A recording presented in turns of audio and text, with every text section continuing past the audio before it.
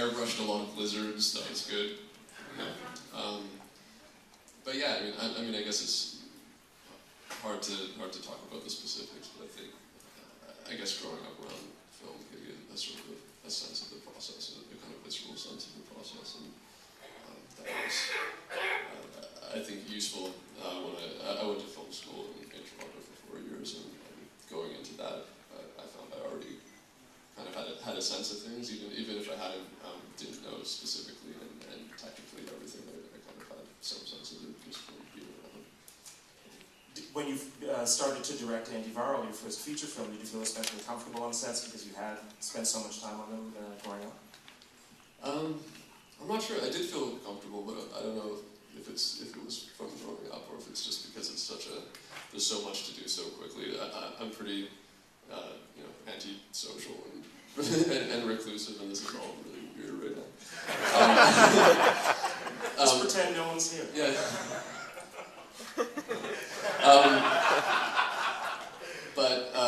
But so for some reason I feel very comfortable on a film set, and I don't know if it's because of how I was brought up, or if it's just because there's so much to do and think about that there's no sort of room to feel discomfort. Such a big part of directing movies is working with actors and being able to communicate with them to get the performance that you want. You share an actor in Sarah Gadon, one of the real rising stars in Canadian film right now. She's in both of your films this year. How did you learn how to speak to actors? Because that's sometimes the hardest thing for directors who know the technical side of the craft very well. I'm not sure. I think I'm still figuring it out. That's definitely something that I'm kind of learning more and more as I do it. And I think you can only probably learn that from doing it. And also, in my only limited experience, I find it very different from actor to actor, the way you need to communicate. So I don't know, I guess it's just something that I've started to pick up as I've done a little bit of filmmaking. David, could you talk a little bit about your evolution in terms of working with actors, from the very first films to the way that you work with actors now? It is something that you have to do. It was always interesting to me, for example, when a cinematographer would suddenly become a director, and the shock that they would experience, because they think they know because they're right next to you while you're making a movie, and then suddenly when they're directing, they're overwhelmed by everything, and of course it's something they have to relate to actors in a very different way than they do as a cinematographer and so on. And so in fact, there's nothing that could prepare Brand or anybody else for the reality of doing that other than actually doing it. That is really true. You can be right there every day on the set like a cinematographer, and it still won't prepare you for what directing is and how overwhelming it can be. So you just have to do it. And that was the same with me. I mean, as a kid, I had done some theater. I actually was a child actor in a theatrical play for a while and things like that. But being a director of actors, and especially screen actors, because it's a different kind of acting, it's quite different. And you have to, I mean, really seeing it, watching movies is really the preparation for it.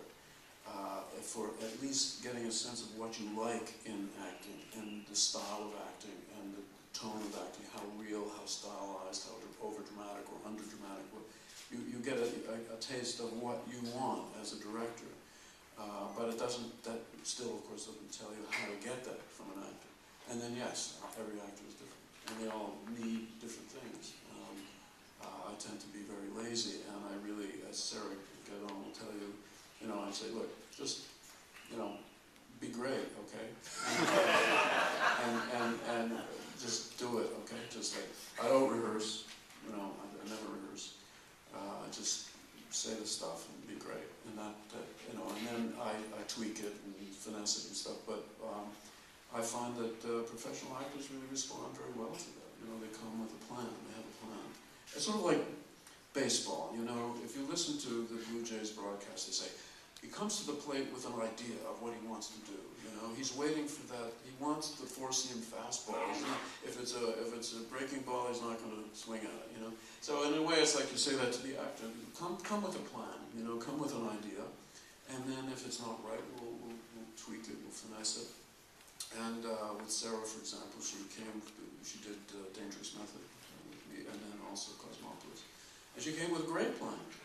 She had a really formed idea of what this role should be, and it was terrific. And not necessarily, in each case, exactly what I might have anticipated. So there are many ways to play with actors, but it does take a while for you to understand. I mean, in the beginning, I was afraid of actors because they were the bulls in my china shop. You know, I would have maybe, with Shivers, I had 14 days to shoot this movie with lots of special effects and stuff.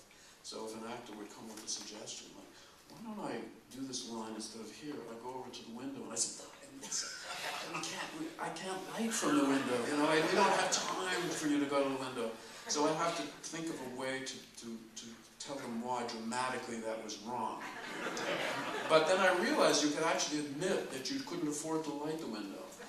And they would be your collaborators. So it took a while to realize that there's a certain honesty you can have with certain actors and a certain dishonesty that's necessary with